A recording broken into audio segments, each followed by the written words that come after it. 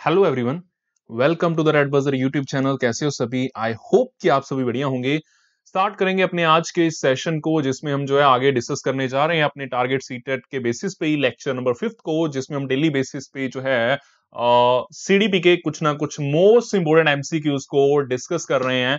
तो उसी को हम आज कंटिन्यू करने जा रहे हैं। एमसीक्यूज फॉर टीईटी के एग्जाम्स, ये सभी के सभी जो आप टीईटी के एग्जाम्स को क्रैक करने की कोशिश कर रहे हैं या आप क्रैक कर भी चुके हैं और नंबर्स इंप्रूव करने की कोशिश कर रहे हैं, तो उन सभी में आपके लिए हेल्प करेंगे। और उससे आगे बढ़ने से पहले मैं आपको एक इन्फॉर्मेशन दे देना चाहता हूं कि कंप्लीट सीडीबी का अगर आपने कोर्स ज्वाइन करना है, वो हमारे एक सेपरेट कोर्सेज हैं। वो चाहे आप सीटेट के लिए प्रिपेयर हो रहे हैं, रीट, एचटेट, पीएससेट, यूपीटेट, इन सभी के लिए हमारे सेपरेट कोर्सेज हैं। और अगर मैं इनकी बात करूं, इनकी स्पेशलिटी क्या है कि लगभग 1500 क्वेश्चंस और 1500 मोस्ट इंपोर्टेंट क्वेश्चंस और काफी इनमें से प्रीवियस ईयर्स के क्वेश्चन वो मैं आपके साथ डिस्कस करता हूं इन्हीं पेड कोर्सेज में।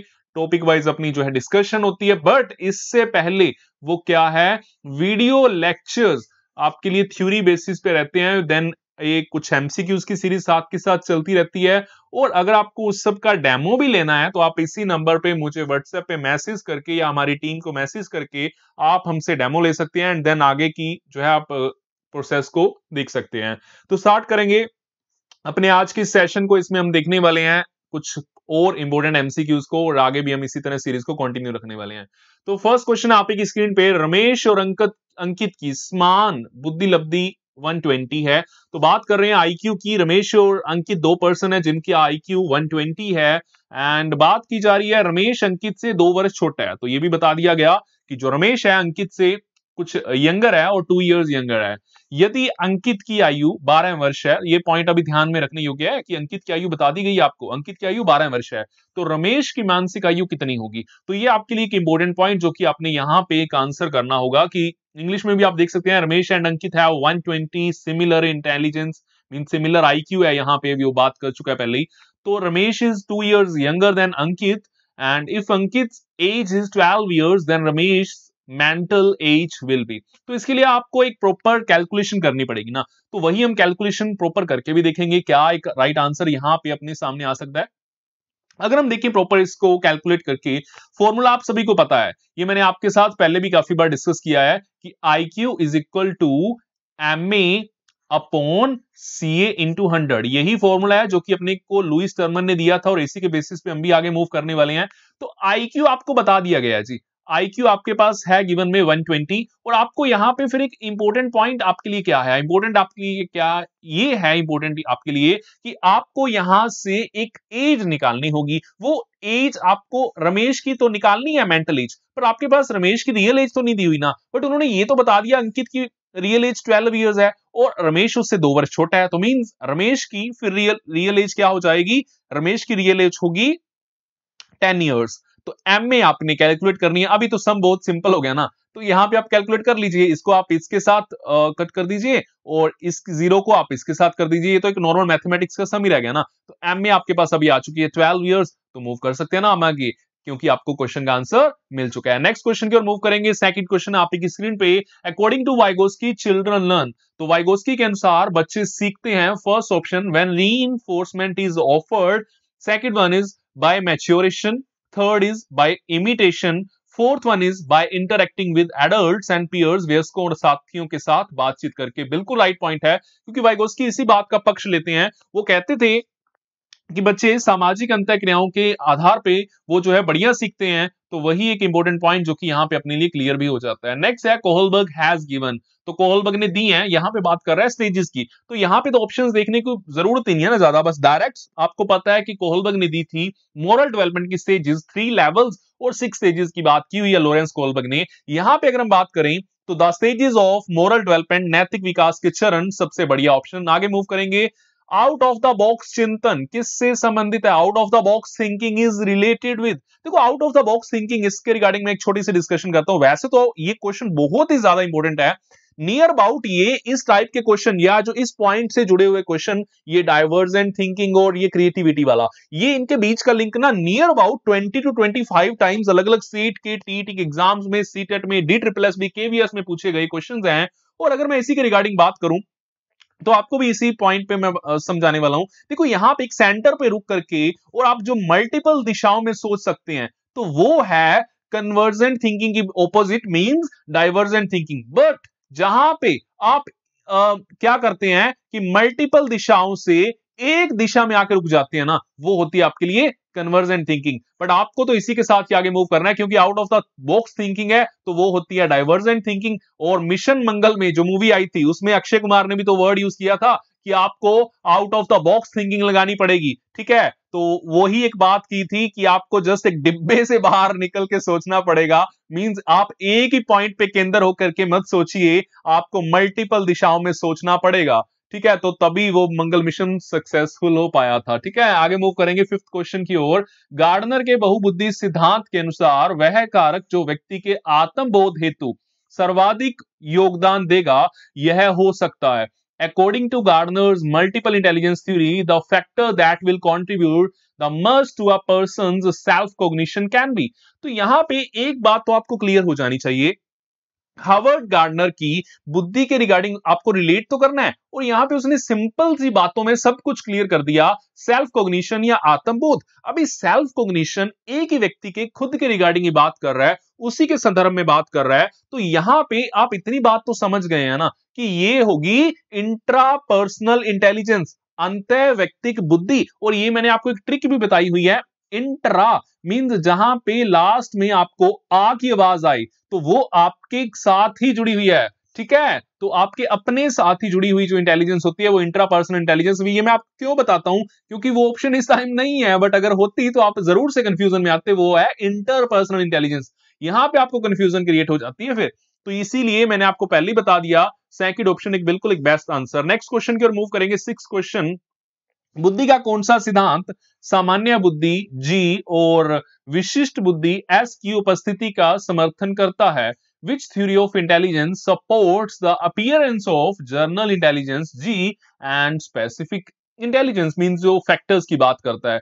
ये बात अगर हम देखें तो आपको लिंक करनी है किसी एक इंटेलिजेंस की थ्योरी के साथ जो ऑप्शंस में है आपके पास। फर्स्ट है नियम प्रतिकूल सिद्धांत, रूल एडवर्स थ्योरी। नो, ऐसी तो कोई थ्योरी नहीं थी जो हम इसमें देखें। नेक्स्ट है कि गिलफोर्ड का बुद्धि सिद्धांत। नहीं, गिलफोर्ड ने तो बात की है एसओआई मॉडल की। अभी तक आपकी दोनों ही ऑप्शंस रॉन्ग हो चुकी हैं, और गिलफोर्ड बात करते हैं सीओपी की, कंटेंट ऑपरेशंस और प्रोडक्ट की, तो वो एक बात अलग से। और इसमें अगर मैं बात करूं नंबर थर्ड, बिल्कुल एक राइट है ना, स्पीयरमैन का द्विखंड सिद्धांत, स्पीयरमैन्स बाय फैक्टर थ्योरी, बिल्कुल एक राइट आंसर है। नेक्स्ट क्वेश्चन की ओर मूव करेंगे, seventh question is on your screen.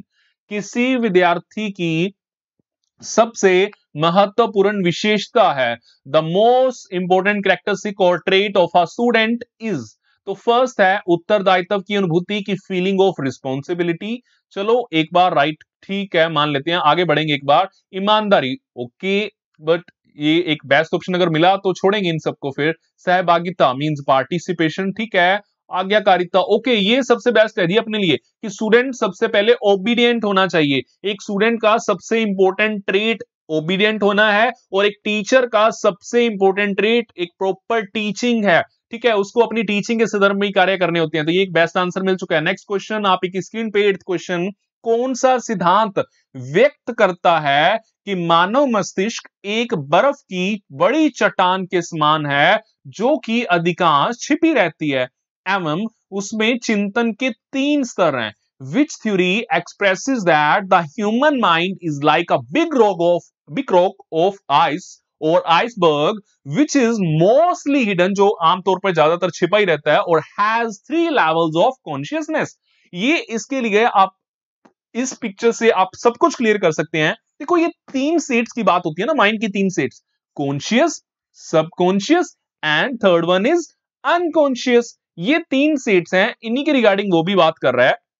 यहां पे आप खुद समझ सकते हैं इस बात को। देखो जो हिस्सा इस आइसबर्ग का आपको क्लियर किया जा रहा है कि पानी से बिल्कुल बाहर है, तो वो है आपका कॉन्शियस मन, मींस एक एक्टिव स्टेट। अभी समझ गए होंगे आप, हो सकता है देखा तो बहुत बार हो बट कभी समझ में ना आया हो। तो यही बात है, जो आपकी एक्टिव स्टेट है, आपकी चेतन अवस्था, कॉन्शियस स्टेट, बिल्कुल आप एक्टिव स्टेट में है, तो वो आपकी कॉन्शियसनेस को डिस्क्राइब कर रही है, ये वाली अवस्था। आगे बढ़िए, ये एक स्टेट है जहां पे ये आपके जो है अगर हम बात करें, ये आइसबर्ग का कुछ हिस्सा पानी के अंदर है और कुछ हिस्सा पानी के बाहर है। तो ये आपको क्या डिस्क्राइब किया गया इसके आधार पे, मींस ये है आपकी सबकॉन्शियस स्टेट या प्री कॉन्शियस अवचेतन अवस्था, जहां पे आप ड्रीम्स को ले सकते हैं, जहां पे आप ये स्थिति काउंट कर सकते हैं कि आप बैठे तो कहीं और हैं बट आपका ध्यान तो कहीं और ही भटक रहा है, तो वो बात भी आप इसमें देख सकते हैं। और third one is unconscious, means unconscious ये बात हो रखी है कि जो पानी के बिल्कुल अंदर है सब सारे का सारा, वो आपके लिए एक अनकॉन्शियस स्टेट की बात चलो कर देगा। तो वो किस आधार पे, मींस जहां पे आप स्लीप वाली सेट में होते हैं, कोमा वाला पर्सन जहां पे होता है, तो उस सब को डिस्क्राइब कर रहा है ये आपका अनकॉन्शियस माइंड। और सिगमंड फ्रॉइड ने परसेंटेज भी तो बताई हुई है, 90% बताते हैं सिगमंड फ्रॉइड की अनकॉन्शियस अपनी माइंड की स्टेट है और 10% कॉन्शियस है। यही इसीलिए मैं बोलता हूं कि कॉपी पेन साथ में रखा कीजिए, बहुत सारे क्वेश्चंस आपके एक ही इन ये काउंटेड क्वेश्चन जरूर हैं, बट जब मैं आपको एक्सप्लेनेशन करनी शुरू करता हूं तो आपके पता नहीं कितने क्वेश्चन साथ में, कितने कंसेप्ट ही साथ में क्लियर होते चले जाते हैं। तो इसीलिए ये साइको एनालिटिकल थ्योरी एक बेस्ट पॉइंट आपके साथ जो क्लियर होता हुआ आगे बढ़ेंगे। बट उससे पहले एक इंपॉर्टेंट इन्फॉर्मेशन कि अगर आपने हमारा अभी तक टेलीग्राम का चैनल ज्वाइन नहीं किया तो जरूर से कर लीजिए, फेसबुक का पेज लाइक नहीं किया जरूर से कर लीजिए, और इंस्टाग्राम पे अगर आपने हमें फॉलो नहीं किया तो वो भी जरूर से कर लीजिए, क्योंकि सारी की सारी अपडेट्स मैं इन तीनों सोशल जो एक कम्युनिकेशन के जो प्लेटफॉर्म्स हैं या एक सोशल मीडिया के प्लेटफॉर्म्स हैं, मैं उन्हीं के वाया आपको या हमारी टीम आपको डिलीवर करती है। तो इसीलिए आप उन सभी का लिंक डिस्क्रिप्शन में है, ज्वाइन कर लीजिएगा उन सबको। नेक्स्ट, राष्ट्रीय पाठ्यचर्या रूपरेखा 2005 के अंतर्गत परीक्षा सुधारों में निम्न में से किस सुधार को सुझाया गया है? Which of the following reforms has been suggested in the examination reforms under the NCF 2005? ये क्वेश्चन काफी इंपॉर्टेंट, 2 से 3 सेट्स में ये कवर हो चुकी, आपके सामने स्क्रीन पे आ चुका है। और इसके रिगार्डिंग देखते हैं, देखो फर्स्ट ऑप्शन है ओपन बुक एग्जामिनेशन, बिल्कुल राइट है, एनसीएफ 2005 ने इसकी बात बिल्कुल की थी इसके रिगार्डिंग, तो ये बिल्कुल एक राइट पॉइंट है। नेक्स्ट क्वेश्चन की ओर मूव करेंगे, नेक्स्ट ऑप्शन की ओर मूव करेंगे, तो नेक्स्ट है सतत, निरंतर एवं व्यापक मूल्यांकन, कॉन्टिन्यूअस एंड कॉम्प्रिहेंसिव इवैल्यूएशन, तो बिल्कुल राइट है ये भी, मीन सतत, निरंतर एवं व्यापक मूल्यांकन की बात करता है, राइट है। एंड थर्ड वन इज सामूहिक कार्य मूल्यांकन, मींस एक ग्रुप वर्क में जहां पे बच्चे ग्रुप वर्क कर रहे हो और वहां पे उनका इवैल्यूएशन किया जाए, तो ये भी बिल्कुल बात राइट है, कुछ भी इसमें रॉन्ग नहीं है। तो मींस क्या है यहाँ पे आपसे ये जो क्लियर कर दिया गया है, ये तीनों ही बातें बिल्कुल राइट हैं, इसीलिए हम नेक्स्ट ऑप्शन की ओर मूव करेंगे। तो नेक्स्ट ऑप्शन क्या बात आ रहा है कि उपरोक्त सभी, जो कि एक बिल्कुल एक बेस्ट आंसर है। नेक्स्ट क्वेश्चन को देखते हैं, नेक्स्ट क्वेश्चन आपकी स्क्रीन पे, एक बच्चा तर्क प्रस्तुत करता है कि आप यह मेरे लिए करें और मैं वह आपके लिए करूंगा, तो यह बच्चा कोहलबर्ग की नैतिक तर्कना की किस अवस्था के अंतर्गत आएगा? A child presents an argument, if you do this for me, then I will do that for you. Under what stage of Kohlberg's moral reasoning will this child fall? तो ओके जी, इसके रिगार्डिंग आपको answer करना है। First है कि good boy और good girl orientation, ये तो रॉन्ग है। यहां पे तो ऐसी तो कोई बात नहीं हुई ना कि बच्चे ने या तो कुछ अच्छा बनने के लिए किया कि मुझे कोई अच्छा कहे, या फिर मुझे कोई बुरा न कहे इसलिए मैं उस काम को नहीं करूंगा, तो ऐसा कुछ भी नहीं है।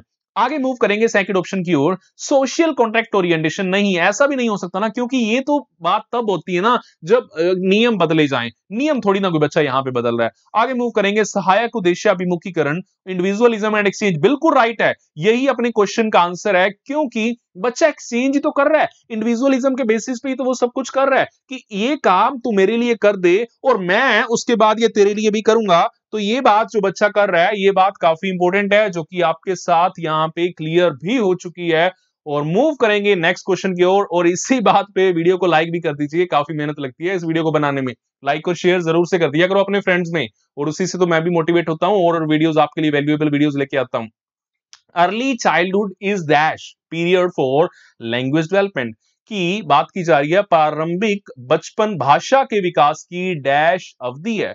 तो फर्स्ट ऑप्शन आपकी स्क्रीन पे महत्वपूर्ण नहीं है, सेकंड है कि एक महत्वहीन है, थर्ड है एक संवेदनशील या एक तटस्थ है। ये क्वेश्चन भी बहुत इंपॉर्टेंट, मुझे ये याद है कुछ 4 से 5 बार ये क्वेश्चन रिपीट हो चुका है, 3 बार तो शायद ये खुद सीटेट रिपीट कर चुका है, और 2 से 3 बार ऐसे ही कुछ, एक बार पीएसएट में आया और एक बार ऐसे मे बी एचटेट में भी रिवाइज हुआ है, तो ऐसे करके ये क्वेश्चन बहुत बार रिवाइज हो चुका है। तो इसका आंसर है सेंसिटिव पीरियड। सेंसिटिव या संवेदनशील हम उसके लिए टर्म यूज करते हैं जहां पे बच्चे को काफी केयर की जरूरत है, और केयर किसके लिए चाहिए? फॉर लैंग्वेज डेवलपमेंट, भाषा विकास की जो है एक अवधि के लिए भाषा का प्रॉपर विकास हो पाए, उस सब के लिए चाहिए। नेक्स्ट क्वेश्चन आपकी स्क्रीन पे, रेविन का प्रोग्रेसिव मैट्रिसेस परीक्षण डैश परीक्षण का उदाहरण है। Means Raven's example of progressive matrices test, means एक बात कर रहे हैं कि ये प्रोग्रेसिव मैट्रिसेस टेस्ट है रेविन का, और ये किस टाइप का टेस्ट है। फर्स्ट है आपके पास कि ग्रुप इंटेलिजेंस टेस्ट है, सेकंड है कि पर्सनैलिटी टेस्ट है, थर्ड है कि वर्बल इंटेलिजेंस टेस्ट है, या फिर ये लास्ट है कल्चर फ्री इंटेलिजेंस टेस्ट। देखो यहां पे ना, ये जब क्वेश्चन आया था, यहां पे बिल्कुल एक राइट आंसर इसी को ही दिया गया था, क्योंकि ये कल्चर फ्री टेस्ट ही है। बट अगर आप देखेंगे, इस बात को आप इग्नोर नहीं कर सकते कि ये ग्रुप टेस्ट नहीं है। रेविन की प्रोग्रेसिव मैट्रिसेस एक ग्रुप टेस्ट के अंडर ही आती है, बट एक बेस्ट ऑप्शन अगर आपको देखनी हो तो वो बिल्कुल यही है, क्योंकि इसमें लैंग्वेज का यूज नहीं होता। तो ये उस बेसिस पे रेविन की मैट्रिसेस होगी, या एक कैटल का हो गया, कैटल का भी कल्चर फ्री टेस्ट है। मींस यहां पे संस्कृति में कुछ क्यों बोलते हैं इनको, क्योंकि इनमें लैंग्वेज का यूज नहीं होता ज्यादा, तो इसीलिए बात है, और इसीलिए इसका आंसर ये डी भी एक सबसे best answer. Next question, 13th question, development proceeds from dash to dash. तो बात की जा रही है कि विकास डैश से डैश की ओर होता है। फर्स्ट ऑप्शन है कॉम्प्लेक्स टू हार्ड होता है, नहीं ये तो रॉन्ग है ना, कॉम्प्लेक्स पहले थोड़ी ना आएगा, पहले तो इजी होएगा। नेक्स्ट है कि specific to general, no specific पहले थोड़ी ना हो सकता है, ये तो विकास का जो क्रम है इस प्रकार से चलेगा। और वैसे भी यहां पे ऊपर वाली ऑप्शन में आप देखेंगे दोनों इक्वल है, ये आप देखेंगे कॉम्प्लेक्स और हार्ड का मीनिंग एक ही तो हुआ, तो ये भी गलत है, सेकंड भी गलत है, क्योंकि जर्नल टू स्पेसिफिक बोलता तो बात ठीक होती। नेक्स्ट है सिंपल टू इजी, देखो यहां पे फिर इक्वल काम है, मींस सिंपल टू हार्ड नहीं बोला, सिंपल टू कॉम्प्लेक्स नहीं बोला, इजी टू हार्ड नहीं बोला, तो इसी वजह से ये तीनों ऑप्शंस मैंने रॉन्ग कर दिए हैं।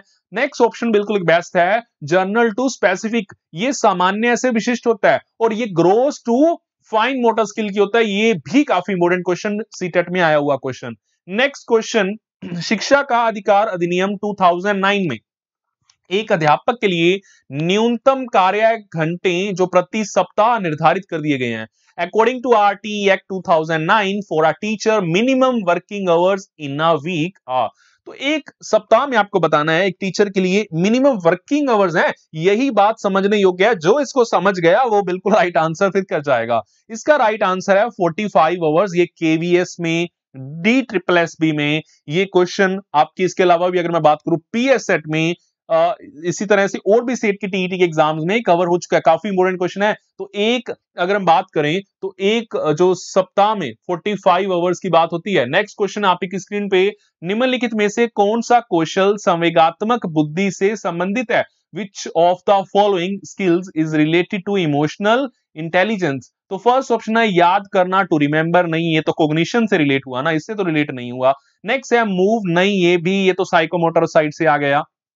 नेक्स्ट, और ये वैसे मोटर स्किल से लिंक होगा, ये इसलिए रॉन्ग है, तो ये दोनों ऑप्शंस अभी तक रॉन्ग है। नेक्स्ट है विचार करना, नहीं ये भी कॉग्निशन वाली साइड पे जाएगा। और सहानुभूति देना बिल्कुल राइट है, टू सिंपैथाइज, तो बिल्कुल ये राइट पॉइंट है। और ये रहे कुछ अपने आज के इंपॉर्टेंट क्वेश्चंस। इससे आगे बढ़ने से पहले मैं एक इंपॉर्टेंट इन्फॉर्मेशन आपको फिर से डिलीवर कर देना चाहता हूं कि सीडीपी का अगर जो कंप्लीट कोर्स है, कंप्लीट सिलेबस का, जो कंप्लीट सीडीपी के सिलेबस का कोर्स है, अगर आप ज्वाइन करना चाहते हैं, जो कि एक पेड कोर्स है, जो वीडियो लेक्चर्स के वाया आपके लिए कवर होता है, और इसका अगर आप डेमो लेक्चर लेना चाहते हैं तो आप इसी नंबर पे आप हमें मैसेज करें व्हाट्सएप पे, और हम आपको, हमारी टीम आपको डेमो लेक्चर प्रोवाइड करेगी। और चाहे आप सीटेट, रीट, एचटेट, पीएससेट, केवीएस के लिए हम जल्दी कोर्स लॉन्च करने वाले हैं, DSSB के लिए भी कोर्स जल्दी लॉन्च होने वाला है, जिसका स्पेशली जो साइकोलॉजी, एजुकेशनल साइकोलॉजी और पैडागोजी का जो सेक्शन रहता है, केवीएस का स्पेशली टीचिंग एप्टीट्यूड और पैडागोजी साइकोलॉजी मिक्स होकर आता है, उन सब के कोर्सेज जल्दी लॉन्च होने वाले हैं।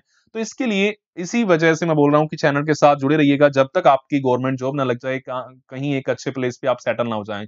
ओके, बाकी ये भी आप जरूर से ज्वाइन कर लीजिएगा, टेलीग्राम चैनल को ज्वाइन कर लीजिएगा, फेसबुक पेज को लाइक करके इंस्टाग्राम पे भी फॉलो कर लीजिएगा, ताकि सारी की सारी इंपॉर्टेंट अपडेट्स आपको मिलती रहे वहीं पे।